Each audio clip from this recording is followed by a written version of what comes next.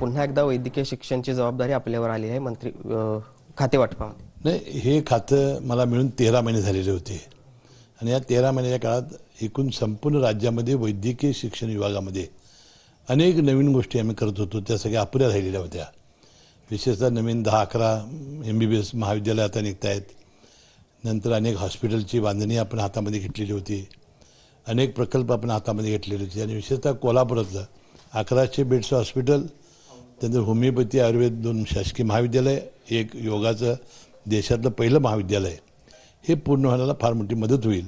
आणि मला आनंद आहे की हे खातं मी आपले उपमुख्यमंत्री आमचे नेते अजितदादा पवार यांना सांगितलं होतं, त्यांना विनंती केली होती, मी त्यांचा मनपूर्वक आभारी आहे। खरं तर ज्येष्ठ जे काही मंत्रिमंडळातील नेते आहेत, विखे पाटील असतील, धनंजय मुंडे असतील, यांना कुठेतरी कमी दर्जाची खाती मिळाल्याचं आता बोललं जाते। नव्यानं जे चेहरे मंत्रिमंडळामध्ये घेतले गेलेत त्यांना, विशेषतः जयकुमार गोरेंना ग्राम विकास खाता असेल, म्हणजे जे नव्यानं आलेले आहेत त्यांच्यावर भिस्त दिसते सरकारची।